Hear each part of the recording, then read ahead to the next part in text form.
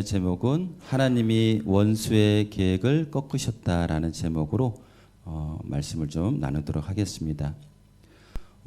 저희가 지난주에 3장을 살펴봤는데요. 이스라엘 백성들이 마음을 모아서 하나님의 선한 일인 예루살렘 성벽 공사를 시작하기로 이렇게 결의를 가졌습니다.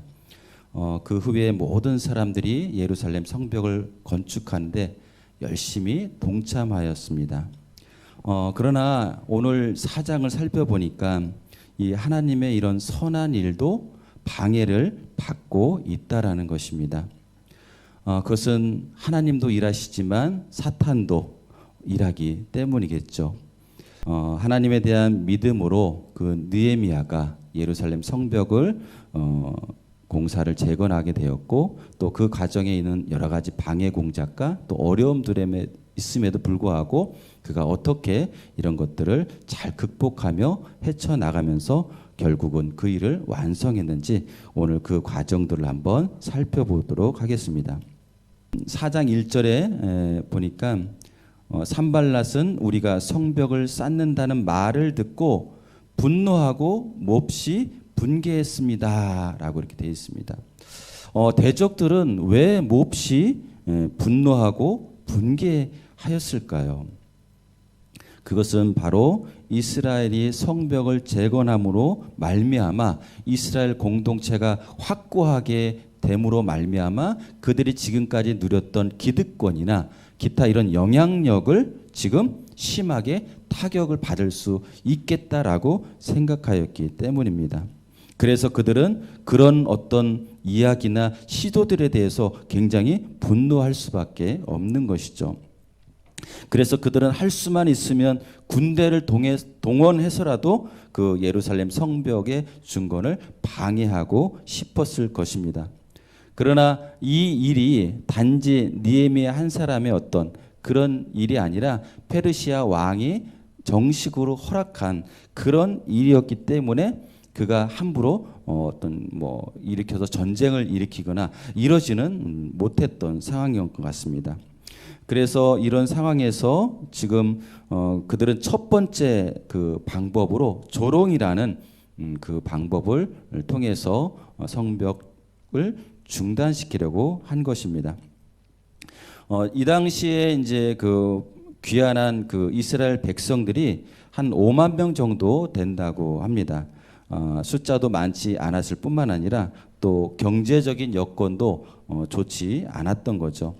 여전히 과중한 세금을 물어야 됐었고, 또 오늘 저기 사장에 등장하는 동서남북 아라비아 사람들, 암몬 사람들, 아스돈 사람들 이렇게 예루살렘 주위의 동서남북으로 계속해서 그 적들이 있었고, 그들은 툭하면 약탈을 일삼았기 때문에 그들의 상황은 굉장히 어렵고 힘들었던 것이었습니다.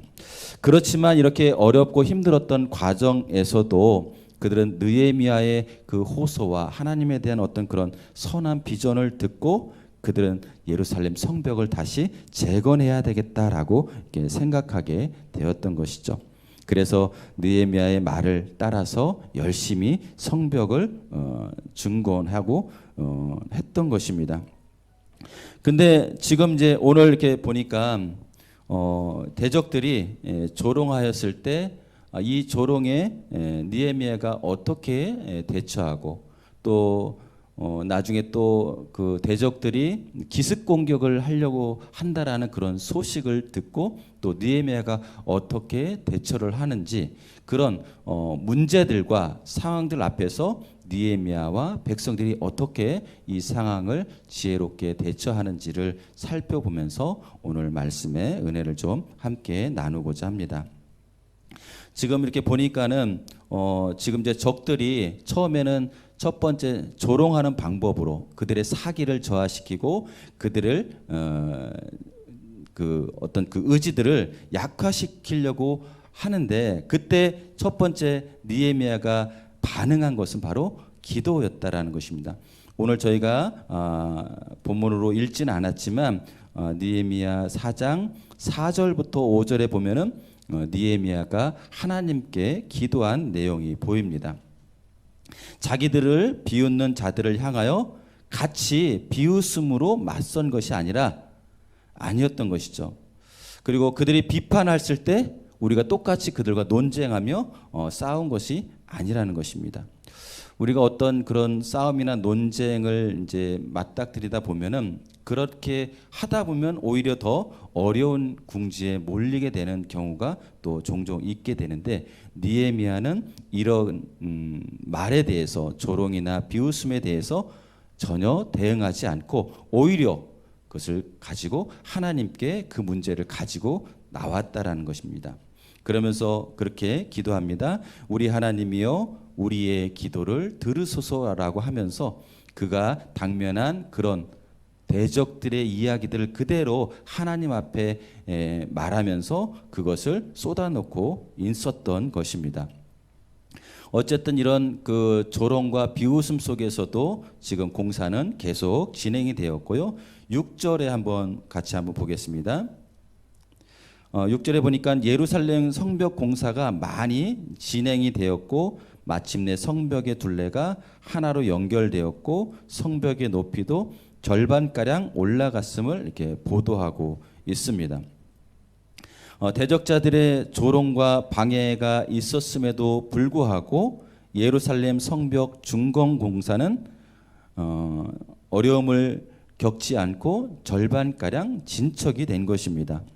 그 이유를 이렇게 말하고 있는데요. 제가 한번 읽어보겠습니다. 백성들이 마음을 다해 열심히 일한 결과 우리는 성벽 전체를 절반 높이까지 복구했습니다.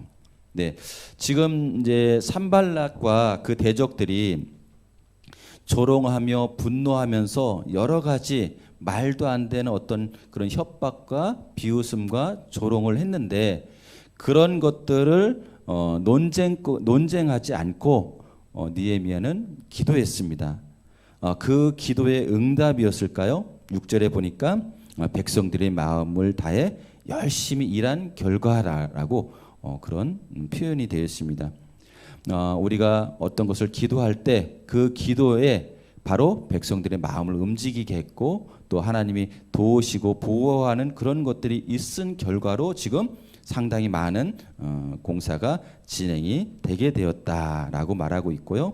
또 이것에 대한 응답을 백성들이 마음을 다해 열심히 일한 결과다라고 이렇게 성경은 표현하고 있는 것입니다.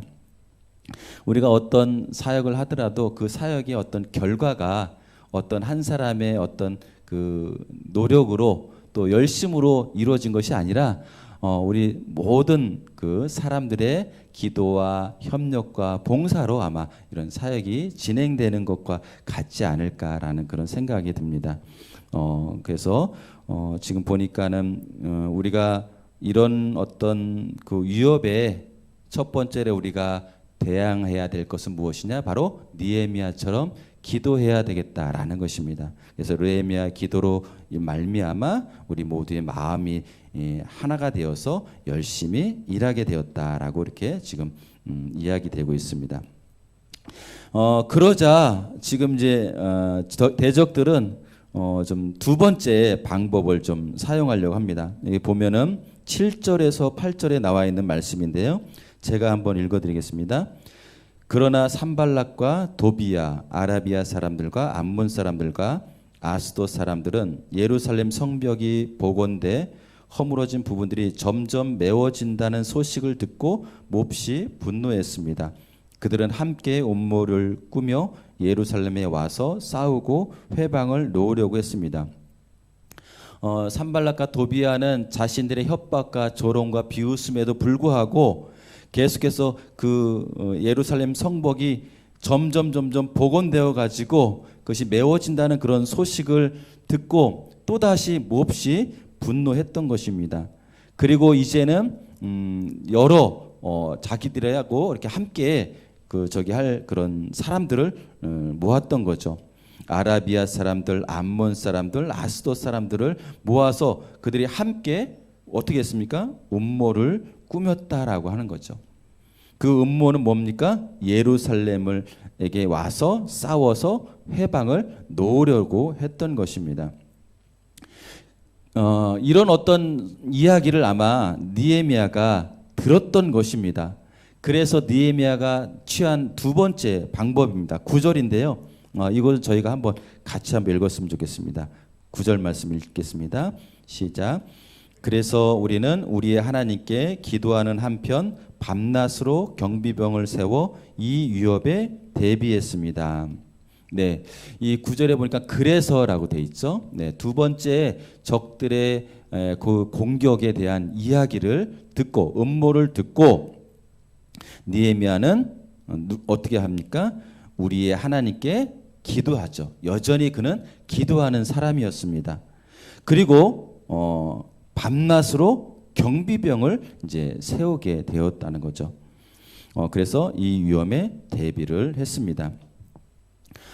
그런데 10절에 보니까 그런데 유다에 있는 사람들, 그러니까 지금 이제 그 예루살렘 성벽을 재건하는 그런 과정에서 많은 족속의 사람들이 이 성벽 재건에 참여를 했죠. 저 멀리 여리고에 있는 사람들, 멀리 떨어져 있는 그런 지역에 있는 사람들도 이 일에 힘을 썼는데, 지금 보니까 10절, 11절, 12절에 보면은 유다에 있는 사람들이 어떤 불평을 합니다. 그리고 그들 가까이 사는 12절에 보니까 그들 가까이 사는, 그러니까 좀 북쪽에 있는 것 같습니다. 북쪽에 사마리아 지역하고 가까이에 있는 그런 지역에 있는 유다 사람들이 이의를 제기했던 거예요. 적들이 계속해서 자기들을 괴롭히고 금방이라도 쳐들어올 것 같다는 이야기, 그런 위협을 그 최전선에서 이렇게 그 부딪히고 있는 그 가까이, 그 적들과 가까이 사는 유대 사람들이 지금 느헤미야에게 한두 번도 아니고 10번씩이나 지금 찾아와서 계속해서 그런 위협에 대해서 이야기를 더 하고 있다라는 것입니다. 근데 오늘 10절에서 12절에 나와 있는 그런 사람들이요, 공교롭게도 유다 사람들이다라는 거예요. 예루살렘 성벽은 유다 땅에 있는 거죠. 이 자기네들 일이었는데 왜 이들은 이렇게 불평하고 또 두려워하고 낙담하고 낭망하고 있는가? 근데 이것을 이렇게 좀 보니까 이 유다 사람들에게 뭔가 조금 특별한 어떤 일이 있지 않았는가라는 그런 생각을 조금 하게 되는 거죠. 그래서 6장 18절에 한번 보면은 제가 한번 읽어드릴게요. 도비야는 아라의 아들 스가냐의 사이였고 또 그 아들 여호하나는 베가랴의 아들 무술람의 딸과 결혼한 사이였으므로 유다에는 그와 동맹한 사람들이 많았습니다라고 이렇게 표현돼요. 이 지금 유다 사람들은요, 이 도비야라는 그런 사람하고 상당히 어떤 친척 관계, 혈연 관계가 이렇게 좀 묶여져 있었던 것입니다. 그러다 보니까 아무래도 이런 이야기들을 가장 먼저 들었던 것이고, 아니 어떻게 보면은 산발락과 도비야가 이런 어떤 것들을 흘려보낼 수도 있었던 것입니다. 이런 것들을 이용해서 그들을 속이고 그들을 두려움에 빠지게 하고 그들을 절망하게 빠지게 해서 결국은 그들 스스로 문제를 제기해서 그것을 중단시키려고 하는 그런 계략이기도 했었던 것이죠. 그리고 그런 것들을 가장 빠르게 도비야에게 말하지 않았을까라는 생각을 합니다. 아무튼 적들과 내통한 그런 사이지 않았을까라고 이렇게 추측을 좀 해보게 됩니다. 근데 오늘 오늘 말씀은 이것을 파헤치려고 하는 것은 아니고요. 아마 이런 어떤 그것이 내부에 특별히 유다 사람들을 중심으로 해서 일어나고 있었다라는 것이죠. 그랬을 때 또 느헤미야가 어떻게 대처를 하는가, 우리 13절인데요. 13절 한번 그래서라고 이렇게 시작되는데 같이 한번 또 읽어봤으면 좋겠습니다. 13절입니다. 시작. 그래서 나는 사람들을 가문별로 칼과 창과 활로 무장시켜서 성벽 뒤 낮고 넓게 펼쳐진 곳에 배치했습니다. 지금 이제 저희가 이제 4장 본문이 좀 길어가지고 저희가 처음하고 마지막 부분은 좀 빼고 중간 부분만 저희가 좀 낭독을 좀 했는데요. 어쨌든 이제 첫 번째 그 적들은 지금 조롱과 위협과 협박을 통해서 또 그리고 그들과 가까이 사는 유대 사람들에게 계속해서 그런 것들을 통해서 속이고 죽이고 모략하고 그렇게 했던 것입니다. 근데 여기 가까이 산다라고 그랬잖아요. 세상과 가까이 살고 또 그런 세상을 하는 것들을 좋아하는 그런 사람들을 좀 하는 것도 같습니다. 그런 사람들은 이런 사단의 괴략이나 이런 것들에 쉽게 넘어갈 수 있고요, 쉽게 유혹받을 수 있고요, 또 그렇게 그런 이야기들에 대해서 두려움을 갖게 되지 않은가라는 그런 생각도 해보게 됩니다. 그래서 느헤미야는 이런 어떤 절망적인 말을 이렇게 들었을 때 느헤미야는 그렇게 이야기하죠. 모든 사람들에게 이야기해서 가문별로 칼과 창과 활 가지고 나오라고 이렇게 말하는 것이죠. 왜냐하면 그들은 지금 전쟁이라도 일어나 가지고 기습 공격을 당해서 지금 자기들이 죽을 수도 있겠다라는 그런 두려움을 갖고 있기 때문에 느헤미야는 세 번째 그 대응을 칼과 창과 활을 무장시켜서 가문별로 모두 나오라라고 이야기하고 그들을 적재적소에 배치하겠다라고 이렇게 말을 했던 것입니다. 이런 어떤 느헤미야가 적절한 어떤 그런 위협에 그 단계별로 이렇게 대응하는 것들을 보면서 하나님의 어떤 지혜가 지금 느헤미야에게 사용되고 있지 않는가라는 그런 생각을 하게 됩니다. 근데 제가 설교 시작하면서 하나님께서도 일하시는데 사탄도 일한다라고 했습니다. 그러나 느헤미야는 지금 우리 인생에서 일어나는 하나님과 사단과의 어떤 그런 대적에서 누가 승리할 것이다라는 것을 느헤미야는 분명하게 알고 있었던 것입니다. 하나님이 승리한다라는 것입니다. 그렇기 때문에 그는 하나님께 먼저 기도했고 하나님께 지혜를 구했던 것이고 그 지혜를 말미암아 그는 구체적으로 이렇게 대처하고 배치하고 무장시키고 그렇게 했던 것입니다. 그러면서 14절 15절에 그들은 백성들을 이렇게 독려하고 격려하고 힘을 주는 그런 말을 하는데요. 14절 15절 저희 같이 한번 더 읽어보겠습니다. 네, 14절 15절 같이 한번 읽겠습니다. 시작. 백성들이 두려워하는 것을 보고 나는 귀족들과 관리들과 나머지 백성들에게 말했습니다. 그들을 두려워하지 마시오. 위대하고 두려우신 여호와를 기억하고 여러분의 형제와 자녀와 아내와 가정을 위해 싸우시오. 우리의 원수들은 우리가 그들의 계략을 알았고 하나님이 그들의 계획을 꺾으셨다는 것을 들었습니다. 그제야 우리는 모두 성으로 돌아와 각자 하던 일을 계속했습니다. 네, 지금 이제 다 이제 무장을 시키고 배치를 어떻게 하겠다라고 이렇게 이야기하면서 그 백성들에게 이제 말해주는 거죠. 그때 이 말하는 내용의 핵심은 무엇입니까? 두려워하지 말라는 것입니다. 그리고 오히려 위대하고 두려우신 여호와 하나님을 기억하고 그분을 붙잡으라. 그분의 말씀을 기억하라. 그분께서 우리에게 행하셨던 그 놀라운 기적들을 생각하고 그것을 기억하라라고 이렇게 말하고 있는 것입니다. 그리고 가족과 형제들을 위해서 싸우자라고 이렇게 말했던 것이죠. 그러면서 우리가 이렇게 모여서 무장하고 이렇게 결의하고 이런 것들을 이미 적들은 벌써 듣고서 그들은 자기의 모략과 괴략이 무너졌다라는 것을 알게 될 것이다. 하나님이 그들을 꺾으실 것이다 라고 이렇게 이야기하는 것입니다. 그렇습니다. 우리가 살다 보면 여러 가지 어려움들이 막 점진적으로 이렇게 불어오는 경우가 있지 않아요? 그럴 때 우리가 어떻게 합니까? 우리 하나님께 나가서 기도해야 되겠고 이런 단계별로 어떻게 우리가 해야 될지 하나님께 지혜를 구해야 되겠죠. 기도하면서 그런 하나님의 주신 지혜로 말미암아서 그런 것들을 당황하지 않고 하나씩 대처하고 우리가 이렇게 반응할 때 하나님은 사단의 모든 계략을 꺾으시고 하나님 우리를 보호하시고 지켜주신다라는 것입니다. 믿으십니까?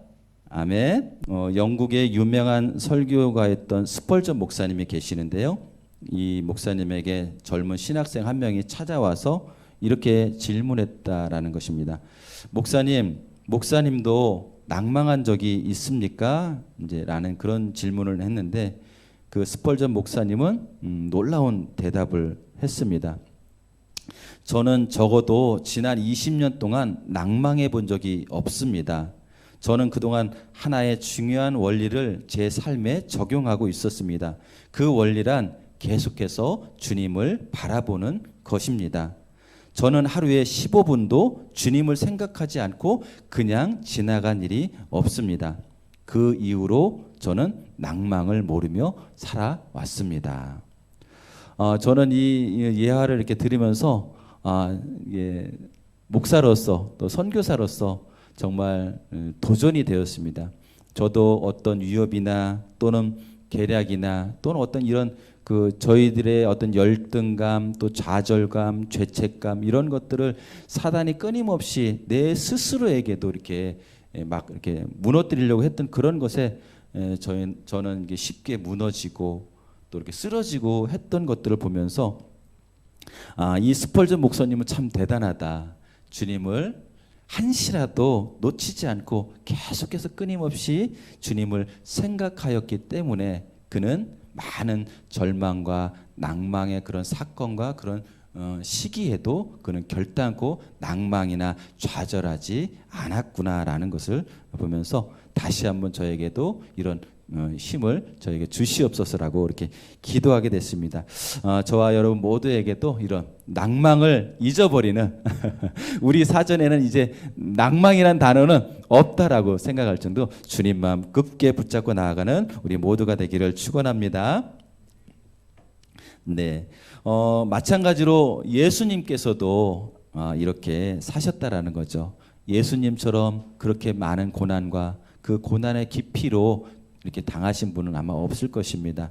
그럼에도 불구하고 예수님은 늘 하나님을 바라보셨던 것이죠. 그렇기 때문에 그분 앞에 많은 반대, 많은 핍박, 많은 그런 조롱을 하였음에도 불구하고 그는 얼굴 표정 하나 변하지 않고 마음 한켠 흔들리지 않고 그 하나님의 나라, 그 하나님의 뜻만 온전히 붙잡고 그리고 그렇게 그것들을 담담하게 피하지 않고 그가 하나님 나라를 이루셨다라고 생각합니다.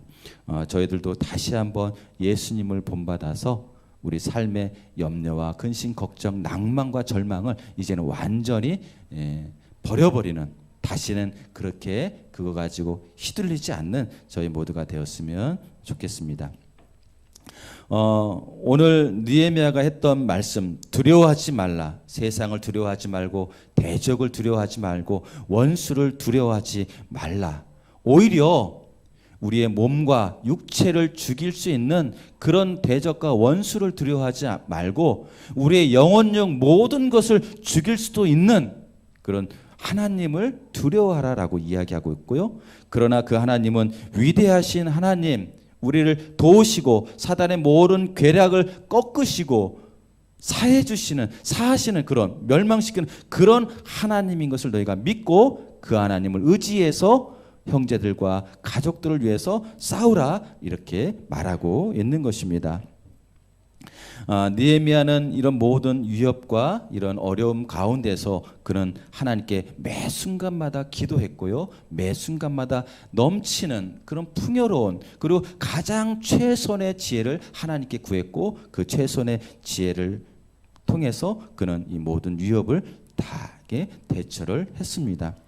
그러면서 느헤미야는 이제 그런 것에 끝나지 않고요. 새로운 조직과 방어 대책을 강구했습니다. 우리 16절부터 나오는 말씀인데요. 이건 제가 한번 그냥 읽어드릴게요. 16절 굉장히 중요한 말인데요.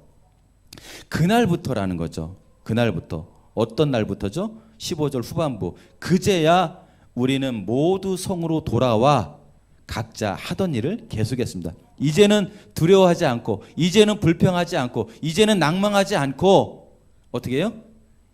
그제야 우리는 모든 성으로 돌아가 각자 하던 일을 계속 했던 것이죠. 그날부터 우리가 이렇게 믿음을 가지고 확신을 가지고 하나님께서 함께 하시고 하나님의 말씀이 사단의 모든 것들보다 더 능력 있고 이런 것들 우리가 확신하게 믿으면 우리는 그날부터 그런 두려움과 염려를 떨쳐버리고 하나님께서 말씀하신 그 비전을 향해서 다시금 나아갈 수 있게 되는 것이죠. 그렇게 그 믿음을 가지고 이제 한 걸음 한 걸음 앞을 향해 나아가니까 16절 그날부터 하나님의 그 놀라우신 그 능력이 그들을 도와줬고요. 또 어떤 힘과 능력을 주셨냐면 그날부터인데요. 느헤미야는 새로운 조직과 방어 대책을 강구했습니다. 그러면서 이제 그렇게 모든 백성들에게 이렇게 한편으로는 무장을 하면서 한편으로는 일을 하면서 이렇게 배치를 하고 또 그렇게 일을 했습니다. 이 부분은 우리의 어떤 그 위협이나 이런 것들 단지 기도만 해야 되는가라는 그런 상황을 봤을 때 단지 기도만 하면 안 되고 기도하는 과정에서 우리는 하나님의 일을 계속해서 진행해 가야 된다. 그런 진행해 갈 때 그냥 막연하게 하는 게 아니라 우리가 조직을 가지고 체계적으로 그렇게 해 나간다라는 거죠. 여기는 나오는 말씀들은 저희들이 어떻게 이 세상을 살아가야 되는지 그리스도인이 어떻게 살아가야 되는지를 잘 보여주고 있다라는 거죠. 에베소서 6장에 보면은 하나님의 전신갑주를 입으라라고 이렇게 이야기하고 있죠. 우리가 싸우는 것은 혈과 육이 아니라 공중권세를 잡은 마귀와 싸우는 영적인 싸움이다라고 했습니다. 이 세상에 일어나는 모든 일들이 단지 어떤 눈앞에 있는 그런 일들이 그런 것들이 대적이다라기보다는 그 대적이 이면에 있는 사단의 괴략과 원수들의 모략이다라는 것이죠. 그래서 그런 싸움에서 우리는 그것들 영적으로도 분별할 수 있어야 하면서 영적인 준비를 갖춰야 되는데 에베소서 6장은 하나님의 전신갑주를 입으라라고 이야기하는 것이죠. 그러면서 그 말씀의 내용은 성령의 검, 하나님의 말씀을 받고 언제나 성령 안에서 기도하라라는 그런 내용이 담겨져 있는 것입니다. 오늘 느헤미야가 그 백성들에게 하는 것들, 무시로 기도하고 항상 기도하고 그리고 일하면서 기도하고 그리고 대비하라. 그럴 때 우리에게 있는 두려움과 절망들이 모두 사라질 것이고 불평 불만이 떠나갈 것이고 하나님의 비전과 열정으로 우리의 마음은 다시금 샘솟는 것처럼 다시 살아나게 되고 실제로 우리가 하나님이 맡은 사역들의 일은 점점 진척이 되어서 결국엔 완성이 된다라는 것입니다. 그리고 다섯 번째 반응인데요. 네, 20절을 먼저 읽어보고 그 다음에 23절 읽어볼까요? 20절 그러니 여러분은 어디에 있든지 나팔 소리를 들으면 우리 쪽으로 집결하시오. 우리 하나님께서 우리를 위해 싸우실 것이다. 네, 이런 믿음을 가지고 자 23절 한번 같이 읽겠습니다. 나도 내 형제도 내 부하도 나와 함께 경비하는 사람도 옷을 벗지 않았고 각자 무기를 갖고 있었으며 심지어 물 마시러 갈 때도 그렇게 했습니다. 느헤미야가 정말 탁월한 지도자였다라는 것을 이제 저는 23절 말씀 보면서 다시 한번 깨닫게 되었습니다. 느헤미야 자신뿐만 아니라 느헤미야의 형제들 그리고 느헤미야의 사적인 부하들 그리고 나와 함께 경비하는 모든 사람들에게 함께 하자고 했던 것이죠.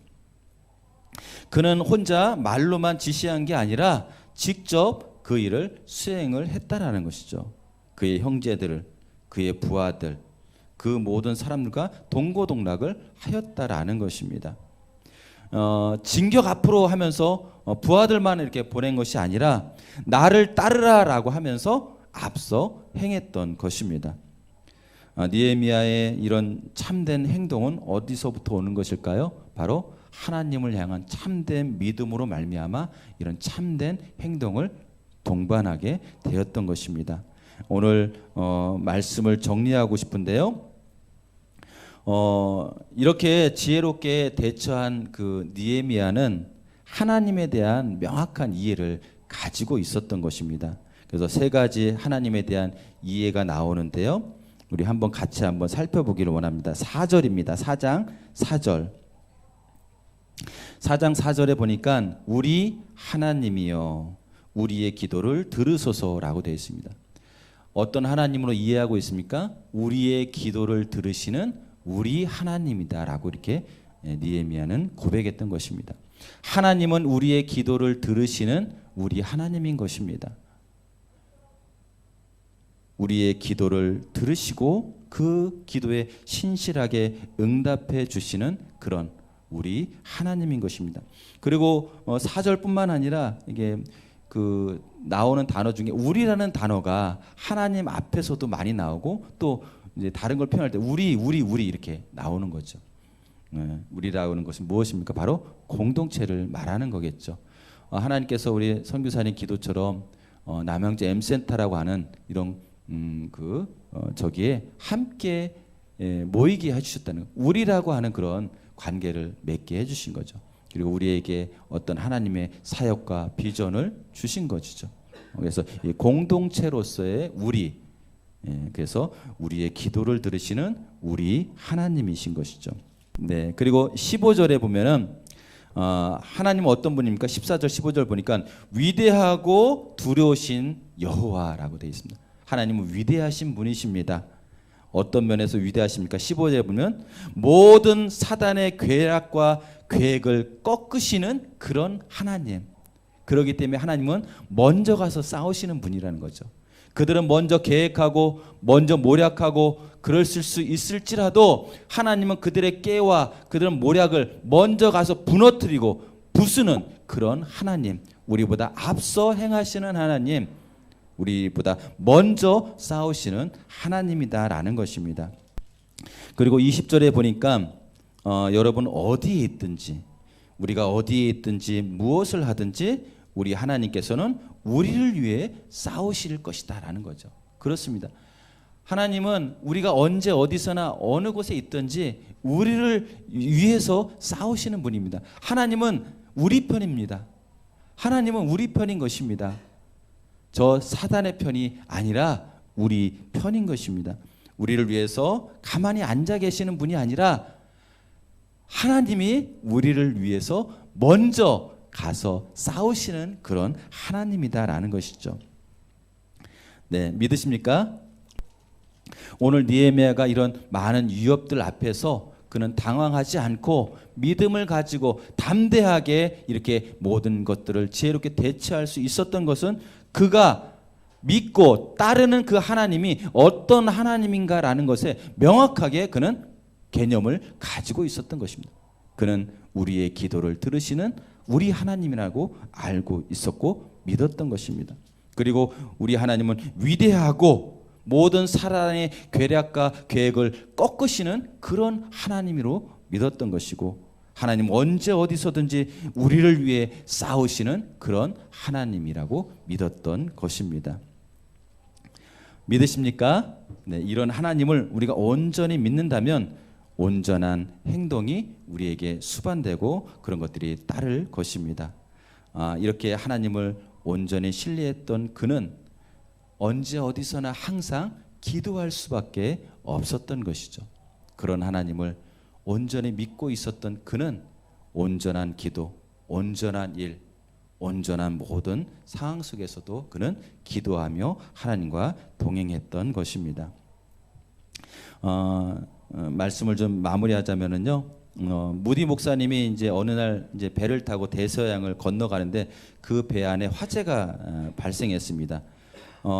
사람들이 그 무디 목사님이 그 안에 타고 계신 것을 알고서 막 사람들이 찾아와서 목사님 지금 불이 났습니다. 기도해 주십시오라고 이렇게 부탁을 드렸습니다. 그랬더니 무디 목사님이 화들짝 깜짝 놀라면서 일어나서 달려가면서 이렇게 얘기했습니다. 그러면 물동이를 같이 가져가서 불을 끄면서 기도하겠습니다. 이렇게 이야기했던 것이죠. 그렇습니다. 불을 끄면서 기도할 수 있는 것이고요. 운전을 하면서도 기도할 수 있는 것입니다.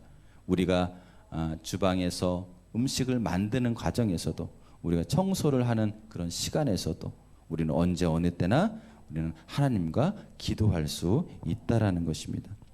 그래서 우리는 기도하는 것을 통해서 우리가 하고 있는 모든 일에 진정한 의미가 있게 되는 것이고 그것이 가치가 있게 되는 것이고요. 그런 일들이 진정한 열매를 맺기 위해서는 또 그런 일들과 과정 속에서 쉬지 않고 주님과 기도로 동역하는 것이다 생각합니다.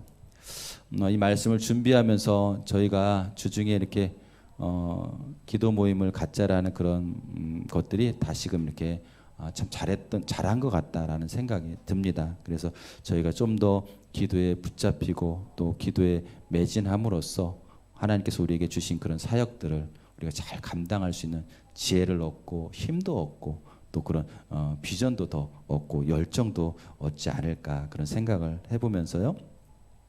계속해서 느헤미야처럼 하나님을 온전히 신뢰하고 그 하나님을 믿고 따르는 저희 모두가 되기를 축복합니다.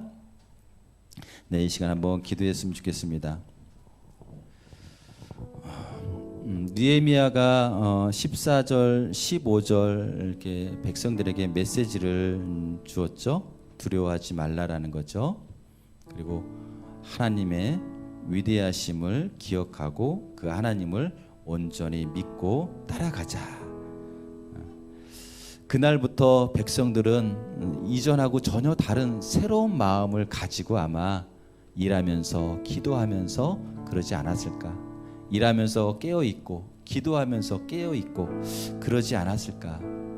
그런 놀라운 일로 인해서 아무도 예상하지 못했던 52일 만에 성벽이 재건되는 놀라운 일이 그들 가운데 일어나게 되지 않았을까 그런 생각을 해봅니다. 그렇습니다.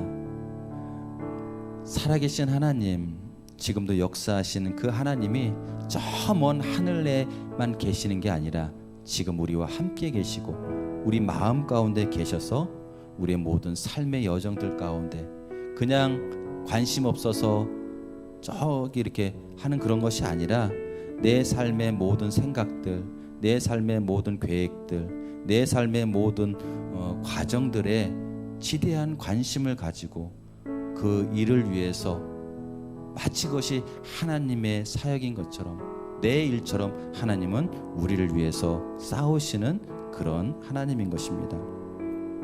그렇다면 그 하나님만 믿고 우리의 모든 계획을 주님 앞에 의탁하고 우리의 모든 생각들을 주님 앞에 맡기면서 하나님과 동행하며 살아가는 저희들 되기를 소망합니다.